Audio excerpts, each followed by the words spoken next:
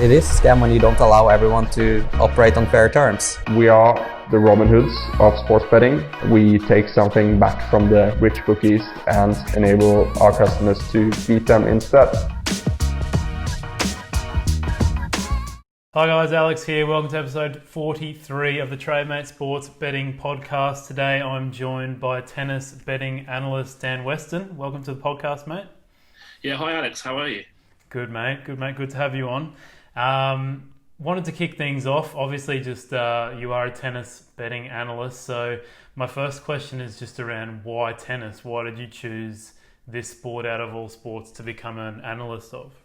Yeah, so I mean, it's an interesting one. Obviously, I loved all sports growing up, and yeah, tennis probably wasn't really my number one favorite sport in terms of like playing or watching it on TV.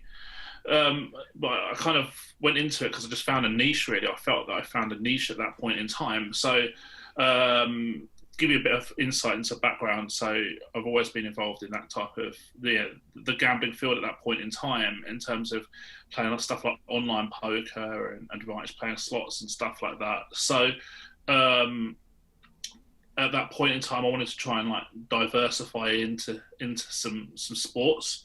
And I realised that like football quite quickly was like a very saturated market in terms of, you know, being more efficient and stuff like that. So found that there were some really good stats websites for tennis, which is how I got into that, and then sort of started building my first model.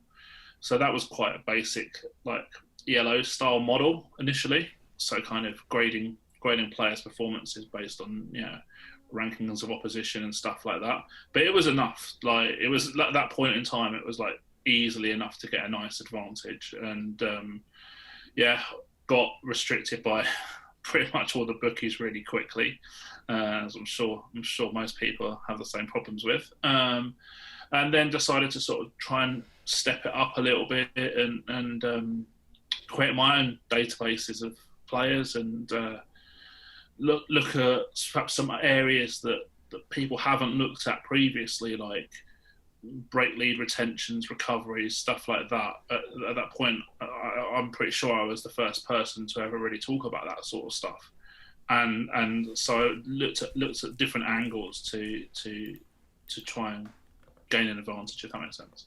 Yeah, what were some of your big findings in terms of, you said you were the first one to look at taking breaks and taking time off tennis. What were kind of the big ones you found? Yeah, so I mean, it's not a surprise that like there's a pretty strong correlation between like players' service points won percentage or hold percentage and their break lead retention percentages. So if you list all the players from like top to bottom in terms of like their service points won or service hold percentage, then they're almost all the ones who are at the top are almost the best players for like lead retention as well. So they retain leads a lot better. So you look at the players like John Isner, Milos Raonic, even someone a little bit further down the rankings these days, like Joe Wilfred Songa or something like that. They hold like around or in excess of 90% of the time, and they rarely give break leads up. So there's that complete correlation between that. The key is to try and find some players who have like middling service stats, but they lose a lot of break leads. So then obviously they're potentially a vulnerable front runner when they're leading matches. And a good example of that would be someone like Benoit Paire, who's quite an inconsistent player. He has, in my opinion, a very high ceiling. I've seen him play lights out for individual matches, but he can't really sustain it often over a long period of time. Tends to lose focus during matches, and that's borne out a lot by his data as well. You know, if you look at his overall serve numbers, they're not that bad, but if you look at his break lead retention figures, they're really poor. So stuff like that. So finding those type of players is quite useful. And then on the flip side, I think some players that don't give up easily as well. You know, like some players, and I find it quite a trait with some of the more serve-orientated women's players in the top 20s that they're not great at recovering from set and break down, which is a lot more commonplace as a recovery point in women's tennis than it is men's tennis because of the more return-orientated nature of that tour, and a lot of them, I wouldn't say down tools, maybe that's a bit harsh, but they probably they don't recover breaks as much as they should do at that stage. Yeah, no, I'm sorry, I misheard what you said. I thought you said taking time off between tournaments, but no, it's good that you clarify that. So I didn't ask a question about that actually, but no, okay, that's very interesting, mate. And then I'm assuming that you built going by the name of your website, like you've built some kind of ratings model. Yeah, that's right. I built a projected hold model to start with, which assesses player quality basically, and this is something that I do for every single match on the main tour, is assess the player's projected hold percentage before the match starts, and there's a few factors that go into that as well. So, for example, looking at some matchups, if John Isner played against Milos Raonic, then Milos Raonic's fairly limited return tendencies would push Isner's projected hold up higher than his average hold percentage. Does that make sense? Yeah. But conversely, if he was playing like a return-orientated clay quarter like Diego Schwartzman or something like that, then it would go down because of the Schwartzman's extra ability on return. And then also factors in other factors such as court speed as well. So I think court speed is something that's really misunderstood by a lot of people.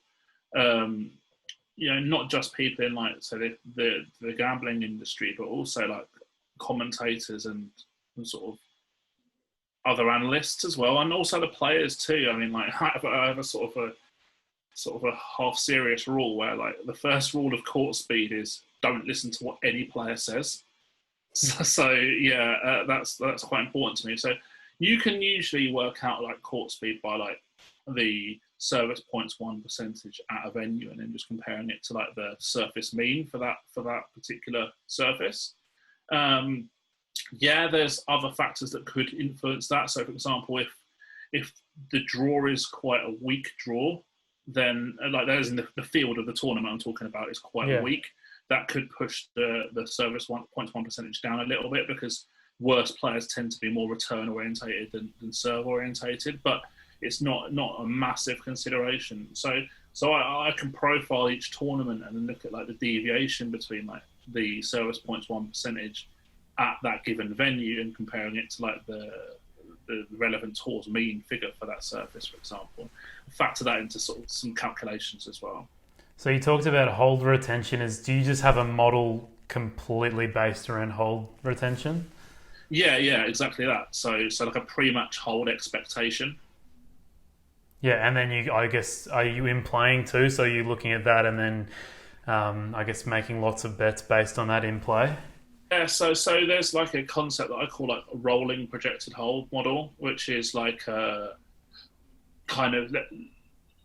imply that there's the previous situations in the match dictate how likely a player is to hold in the future. So, for example, if a player is broken in their previous service game, then their projected hold will be lower. The next game will be lower than what it was pre-match most of the time. So the reason for that is that there's often a reason as to why they were broken in the previous service game. So they're either not serving well, or their opposition's playing well, or there's injuries, or all sorts of things. So on the flip side, if a player holds to love in their previous service game, then they're more likely to hold serve in the next game than would be expected pre-match. Okay, and what are some of the challenges around building your ratings model? Because I did talk to a fellow called Nenko from Church of Betting blog, and he was saying that, he has his own ratings model for esports. And he said, in terms of building ratings models, it's so much easier for an individual sport. But I'd love to hear what some of the challenges are around building a tennis ratings model. Yeah, I think for me, the biggest challenge is just the time-consuming nature of it all. Really, it's initially it required so much manual input, because my scraping skills weren't great, and there was no real option but for me just to manually plow through thousands of matches on a point-by-point website. There's a few point-by-point websites which are quite useful, but yeah, it was a lot of legwork to start with, I think, which was, for me, was the main problem. But sort of comparing historical data to current data is quite useful. But by the same token, dynamics change a little bit as well over years. So, yeah, there tends to be sort of an evolution of the playing pool, if you like. So I think like at the moment we see a few of the younger players like Medvedev, Tsitsipas, Zverev, and a few others as well, sort of getting to the potentially to the point where they're going to challenge the declining elite players a lot more. So that stuff is something that you've got to try and factor in as well, and or just reassess a little bit, perhaps at given points, like such as the end of the season and stuff like that. See if there's any changes in data compared to previous years, for example. So like you said, it's a lot of manual work to get it started, but what about like your weekly working on the model? Like how much can you give an hour, number of how many hours it takes you? That's a good question and a difficult one to answer because there's the workload will change based on the volume of matches. So some weeks it's just horrendous when there's like 5 or 6 men's and women's tournaments across like 3 continents and stuff like that, and like in different time zones. It's just then you could be sitting there for half the day like prepping matches and stuff like that. But then like say like next week we've got the Weston Southern Open in New York. I think it starts on Saturday tomorrow. There's one men's and women's tournament, one men's tournament, one women's tournament, and the workload will be like considerably less. So you're looking at maybe like hour and a half daily for the first few rounds, and then as the tournaments evolve as well, there's less matches. So typically later on in the week is less of a workload than the start of the week, and that's the same in Grand Slams as well. I mean, like when I'm preparing for a Grand Slam, apart from the French Open, they all start on a Monday.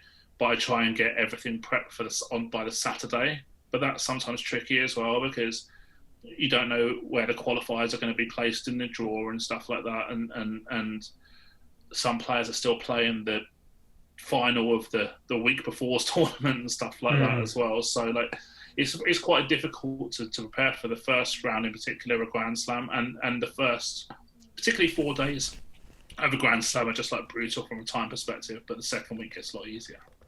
Yeah, and how much is it your opinion going into the ratings model? Is it, or because I assume you can't sit there and watch, every game of tennis that goes on in a tournament, so you're probably relying heavily on statistics too. Yeah, data driven, pretty much completely. I don't really watch a great deal. Definitely not as much as other people would. To be honest with you, like in my view, the kind of point by point and the match stats and stuff can tell a more accurate picture than perhaps like a biased eye test, if you like. Yeah. So usually you can tell via that data whether a player actually deserved to win a match or not, how dominant they were. So like you get some situations where like a player wins a match and they've had like 10 break points fewer than their opponent, but they just like took the key points. So you would look at that and say they probably didn't deserve to win, and that would perhaps have some weighting on your view for the next match. But if you're watching on TV, you might not have the same impression because commentators have this desire to always be right. So they tend to like big up the player who's winning far too much and overvalue that player who's winning, and they love momentum as well, which is something that I'm not massively enthused with either. Yeah. All right, cool. That's good to know, mate. Are you concerned too much with value and beating closing lines? I mean, that's a lot of, especially when you're talking numbers, it's probably a lot of what people are looking to do. But how concerned are you with that?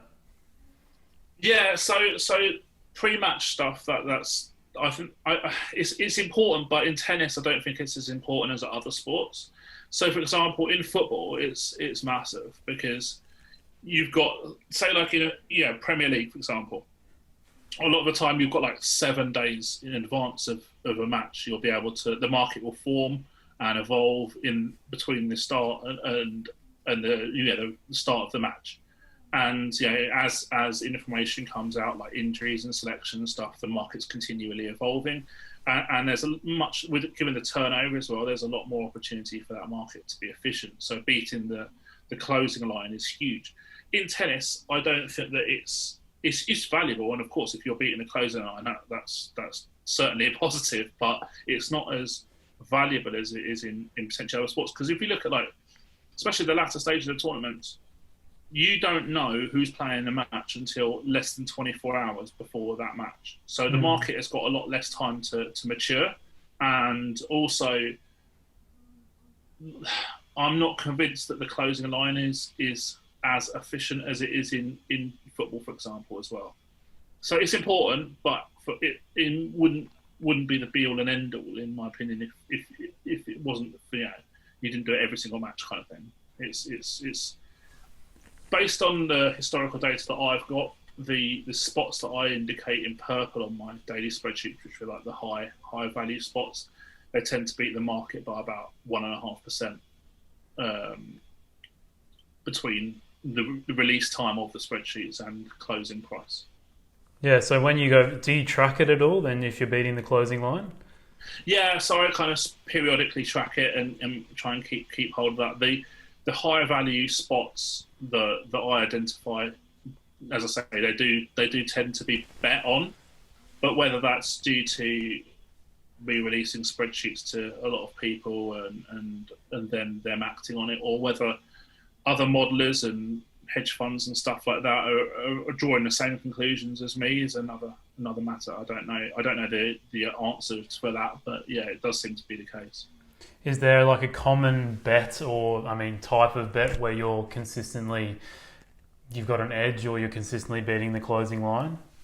Yeah, so I tend to think, my data would tell me that generally players who have prices of around no bigger than 3 is where the real value is at. So favourites or slight underdogs kind of thing. There's more of like a favourite long shot bias towards against the heavy underdogs. And one area that I try and really focus on is like identifying like false underdogs or false favourites. Players who are like 1.7, 1.8, but I think that, or the other way around, or 2.2, 2.3 kind of thing, and the odds should be reversed. Okay, that's very interesting. Yeah, so, and that primarily that'll be guys, or players who have like, a slight edge in like a projected hold model, but the market's rating them as a slight underdog. Okay. Have you got any recent examples of that?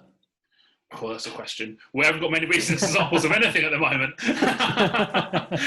We've only been playing for 2 weeks. No men's tournaments so far as well. God, I'd have to dig some out. But I think pretty much all my historical previews for like forever are on betting.betfair.com for about three plus years. So yeah, any listeners can like plow through them, feel free. Yeah, I did talk about it a lot on there for sure. Yeah, all right. No, common mistakes in tennis, mate, in terms of betting and stuff like that. Is there any like common edges that people think are available that are just never there, or any common mistakes there? Yeah, I think so. There's a few fallacies. So, and again, this is quite what I would say is pushed a narrative that's pushed by commentators a lot of the time. So head to head is something that I think is like a massively overvalued consideration for a lot of bettors. So a lot of the time, first of all, you're dealing with a really small sample size of matches. And then you've got to look at the sample size of matches and think, is it really relevant to the current matchup? So, like, usually I want a player to have a minimum of like a 3-0 lead in a head-to-head before I'll even look twice at it. But even if it's, like, say, a 3-0 head-to-head lead, how long ago were the matches? Were the matches at that point similar in terms of the matchup, the current matchup? What I'm trying to say is, like, if you got 3 matches in, say, 2016 where the player who lost all 3 it was like 18, and the player who won all 3 it was like 31, and now they're 22 and 35, it can't be relevant because the 22-year-old's probably like massively improved and the 35-year-old's probably got worse. Yeah. So you can't even look at it from that perspective. So also, were the starting prices in those matches comparable to what the starting price is now in terms of like perceived ability differentials and stuff like that? And also, obviously, the surfaces as well. You know, if 3 of the matches were on clay and now we're playing on grass, you can take it with a pinch of salt. But you know, the commentators will really zone in on that often before a match and make it out like it's a thing when it's Well, it's real. quite funny, isn't it? In all sports, it doesn't matter what sport you're watching. Before the game starts, one of the first statistics, and maybe the only statistic that they mention, is always head-to-head records. It's the same. I mean, you'd probably say it's maybe a bit more relevant in tennis than maybe a football because you're dealing with a team sport versus an individual sport. But we get the exact same thing on the podcast here. Like everyone that comes on and I ask, especially analysts, betting analysts, the most common, statistic or data point that people think is just completely irrelevant is head-to-head records. Yeah. Well, it's interesting that everyone says the same thing. Everyone says the exact same thing.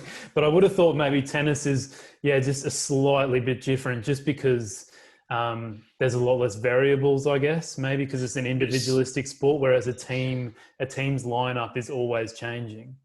I would say it's even more. There's even more variables. Right, because you've got surface and you've got the fact that player ability differentials vary so much, even like on a 6-month basis. There really often is no relevance. Plus the fact also it's a 1v1 sport as well. So like one player massively improving or massively declining has a lot more impact than a team sport where it's just like 1 out of 11 or something like that, you know? And furthermore as well, like lost my train of thought a little bit there, but yeah, I think that a lot of it's quite fine margins as well. So like I know an ex-player, for example, he was like a former top 10 player, and he had like I think it was a 0-7 head-to-head record against one particular player, and I said to him like, was there like matchup issues or something like that in those particular matches? And he said no. He said if you look at the matches that I played against him, 3 or 4 of them were like 1 break or final set tiebreakers. I was like a set and break up in about 3 of them. And like he goes like, at no point in time did I ever thought that this guy was better than me, that I was beaten before I walked on the court or anything like that, which the commentators would probably have you believe, you know. And he said it was just like fine margins basically. He won the key points in the matches. No, very interesting. So having that sort of extra level of context is massive. Yeah. One of the things I'm really interested to ask you about, because it's one of the most relevant things to the Trademate sports software, is that our tennis results have always been a bit all over the place, just because it's when you're basically cold trading and not watching games, and in terms of when you're not betting and you've got absolutely no knowledge on the sport, you can end up betting on people who are in a smaller tournament and maybe like, I don't know, best example I could probably think of is like a Roger Federer. He's a couple of weeks before a Grand Slam. He's trying to like prime his athletic ability to the Monday at the start of the Grand Slam. So he might not take a lead-up tournament as seriously, not try as hard, not exert himself as much. Is there a way of like finding, like, how do you go about those kind of players where you think, I don't reckon Federer's going to try as hard this tournament? I think a lot of it is like you are in danger of overthinking in that situation. I think that's a big concern. I mean, it's the lead up tournaments to Slam, like you mentioned, is quite a commonly discussed area where a lot of people think that players are going to underperform, or big players aren't going to want to overexert themselves. But the thing is that a lot of the warm-up tournaments, I mean, not this case before the US, because the Weston Southern Open is a big tournament, but we're in unique circumstances right now. But a lot of the the tournaments, the immediate week before, at least, the Grand Slam, are not that high-level tournaments in terms of like financial and ranking point rewards and stuff. So yeah, they don't tend to attract the best fields a lot of the time. So if someone, I don't ever think Federer would ever play a week before a Grand Slam, but assuming that he would, there would be like such a massive ability differential between him and the average player in that tournament. I think that in those type of situations, it's like I say, it's easy to overthink, and I probably would just treat every player on their individual merits, unless there was like considerable evidence to suggest that something wasn't going to be the case. Yeah. Do you think the betting markets factor this in? I think that the market is a lot more efficient than it used to be. Whether it factors in stuff like that specifically, I'm not so sure. What it's got a lot better at is dealing with like injuries and fatigue and stuff like that, and travel fatigue, things like that. It's got a lot more efficient in. I mean, when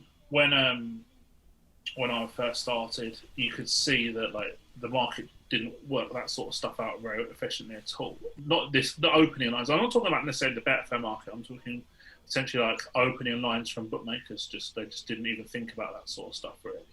So like a common example would be like a player they'll play like a Davis Cup match in Japan and then over a weekend and then finish on Sunday, and then they'll have to play like the first round match in an ATP in France on Tuesday or something like that. Like, you know that like that guy is not going to be in good shape to play that match, because I mean I went to America in December, and like it takes me about 3 or 4 days to get adjusted to time zones and not feel tired. So yeah, they're professional athletes, but they're playing like potentially 3 matches in a Davis Cup on Sunday, and then going to France to be on Tuesday.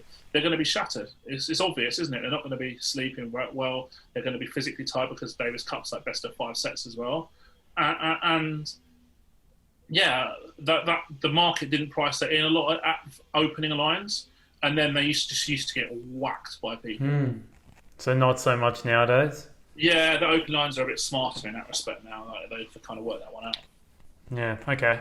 And the way you would approach, you've got the US Open coming up in a week or so, as opposed to an ATP, WTP tournament. Is there a difference in the way you approach Grand Slams or different tournaments? Yeah, so I think it's important to make that differentiation between men and women in a Grand Slam because of the best of 5 set format in the men's comp. So obviously that's different format to other ATP tour events. So what generally you find is that the longer the match, the more likely the favourite is to win, or the better player is to win. Because look at it like this, right? So look at this in like a football context, right? If Man City were to play a team from the conference in a penalty shootout, Man City might only be like 65-35 or 70-30 favourites because the format's like short, it's very high variance, very short format. If they played in a 10-minute match, the chances of a draw is a lot higher than if it was a 90-minute match, for example. And it's the same with a sport like snooker, for example, as well. The World Championship is played over like, I can't remember what it is, but it's something like the best of 40 odd frames, whereas like a lot of the main tour events like best of 9 frames, so you get more upsets. And it's the same in tennis as well. The best of 5 sets has a massive difference to best of 3 sets. The thing that's really important for a big player in a men's Grand Slam is to avoid overexerting themselves early in the tournament. So what they don't want to do is play like a 3.5, 4 out of 5 set match, which just puts them in bad physical shape for the second week of the tournament. There's examples of that. Like I remember, it wasn't necessarily the first week, but like Andy Murray, he played French Open match against Gael Monfils. I think it was a quarterfinal a few years back, and he was 2 sets up and he got pegged back and ended up in like this massive dogfight and ended up winning 3-2. And then he had to play Nadal in the semi-finals and barely won a point. Like it just has such a massive effect on players. Whereas I think in the women's tournament, it's best of 3, which is the same as every regular tour event. And I think that perhaps the market has a little bit more, too much respect for some of the bigger names some of the time, that they're going to, right, it's a Grand Slam, we're going to take it seriously kind of thing. Well, the format is still the same. Yeah. Whereas in men's, you can understand why the market is more loaded towards the favourites because of the extra 2 sets potentially. Yeah, I have a few questions also about the differences in men's and women's betting markets, and I guess the difference in edges you can find there. Do you have a preference in terms of what you like to bet, or you just go both? Yeah, I mean, either or really. The dynamics in like the trading markets, in play markets, are quite different. So, and that's largely sort of driven by projected hold percentages and stuff like that. So, with the men's, the projected hold percentages are going to be higher because men are just hold serve more than women on average, and the market's quite efficient at working that one out because the ticks for a hold are going to be different to ticks for a hold for a women's player, for example, and vice versa for breaks and stuff. But yeah, I mean, no real preference either way. I think that if you understand the numbers or you do your research, there are obviously different approaches to doing it. Yeah, I don't see it. I don't see it as to why people would ignore one tour and focus on another. Some people do it, but I think sometimes their decision is more based on the fact that they just never really had any good results doing a particular tour, rather than the fact that they just want to focus on one tour because they want to throw their focus into that tour, if that makes sense. Yeah. I mean, myself, I only really watch the Grand Slams. I'm not too much of a tennis head. So one of the things I notice, though, is most of the time when you've got a men's Grand Slam tournament, I mean, just take the last probably 15 years, it's only been about 4 people that are likely to win the tournament. Whereas you take the women's Grand Slam tournaments and you get a lot of upsets. You get a lot of, your 1 to 10, 1 to 20 seeds knocked out quite early. Would you say there's greater variance in the women's game? Without a doubt, yeah. So as you say, the men's is just dominated by elite players by and large. It's very rare for a non-elite player, even though that they're all like well into their 30s now, and in Federer's case, considerably older than that. In terms of going towards late 30s, etc. It would be nice to see a bit more competitiveness at the top, I think, in men's. Yeah, you almost feel like both the men's and women's games could benefit from coming in a bit more. I mean, I'm sometimes a bit of a traditionalist when it comes to sport. Like, I love to see the favourites up there at the end, but I think the men's game could also use just a smoky every now and then.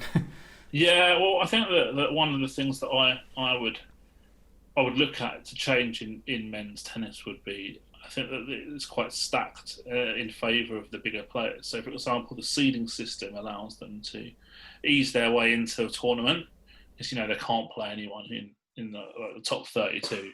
So unless they get like a guy whose ranking is poor because they've been injured, but they're a really good player, occasionally you do see that in the first round, then they tend to, and a lot of the time the big name players in the men's are like 1.1 or lower pre-match, and sometimes even like quite a bit lower than 1.05 to win their first match in a slam. With the women's, it's much more interesting. Like 20, 30 players could probably go into a tournament thinking that, justifiably backing themselves to get to the latter stages, and it makes it for a more interesting tournament from that perspective. It'd be interesting to see how the effects of COVID are on the men's tour in particular, because obviously we've got the elite players, but who are perhaps getting to past peak age potentially. And I think in football we've seen that after an enforced period away from the sport, a lot of young players really kicked on in the sort of the remainder of the season when it came back. And it'll be interesting to see whether that's also the case in tennis as well. Okay, and then taking what you said about the women's game in terms of high variance, in terms of favourites losing quite often, do you think that's factored into the betting odds at all, or do you think that's something you can exploit too? Yeah, no, I do, because very rarely do you see the leading women's players at comparable prices to, say, Djokovic in the first round of the Grand Slam. So a lot of the time you'll see Djokovic or Nadal 1.01 or 1.02 pre-match in the first round or second round of a Grand Slam. But you you very rarely see that. You might see a few women's players like sub 1.1 or like being like 1.07, 1.08 or something like that if they're like playing a wild card who's got no track record or something like that. But you don't ever really see the 1.01s or 1.02s sort of thing. All right, mate. We've got the US Open starting. I mean, we're recording this probably about 10 days before. Big names pulling out: Rafael Nadal, Roger Federer. Will you be approaching this US Open in the same way you would, a normal US Open when COVID's not around? Yeah, it's tricky, particularly in the men's, because we haven't had any warm-up tournaments as yet at the time that we're speaking now. So the Challenger Tour kicked off again this week with a couple of events. No, I think it was a Challenger event, Challenger last week as well. But on the main tour starts with the Weston Southern Open starting up this weekend, and it's going to be an interesting one. Obviously, we've got no Federer, we've got no Nadal in the field, so Djokovic is heavy favourite. He's slightly odds on Betfair at the moment, and I mean, without seeing him play, obviously at this point in time for the last sort of 6 months or so, you wouldn't even say that was necessarily bad value, because he's been that sort of price for hard-court Grand Slams before with those players in the field, let alone without them at this point in time. So, if he goes to New York this week and ends up playing really well, winning comfortably, you could probably even see his price get backed in even further as an odds-on favourite. Do you ever do much future betting at the US or any Grand Slam, any tournament really? Are you ever trying to predict the winner? I think the phrase "predict the winner" is not the correct focus in terms of futures outright betting. I think looking at potential spots to see where the market will overreact or has overreacted is probably more of a critical sort of phrase. It's something that I have been looking a lot at trying to get involved, because I think that there's often in Grand Slams as well, there's quite a lot of mistakes in the outright market. It's something I've been trying to focus on a little bit more. One interesting thing in slams that you see quite a lot as well is that you'll see that two players are playing each other and they'll either have like a very similar outright price, but one will be a solid favourite over the other for their match. Oh, wow. Or the other way around. So there'll be like even money for the match each, and one of them will be a solid favourite over the other in the outright market. So stuff like that, identifying those kind of potential mistakes is a good way to go, I think. All right, so let's look at the men's side of the draw, I guess, for the US Open. Is there any futures or, I guess future is the only thing we can really look at the moment. Are there any valuable picks you're seeing there at the moment? I think it's really difficult because obviously we haven't seen any. They haven't played for pretty much 6 months. The top three in the market: Djokovic, Thiem, and Medvedev. Difficult to really dispute that. I'm not Thiem's number one fan on hard court, but I think the conditions in the US Open will probably be quite like sort of medium slow, which will be to his liking, and certainly more to his liking if that is the case compared to Medvedev, who will want things quicker. So I can kind of understand the market's logic as to why Thiem is favoured over Medvedev, although perhaps the stats wouldn't necessarily bear that out. The problem is that I just don't have that much faith in a lot of the up-and-coming players.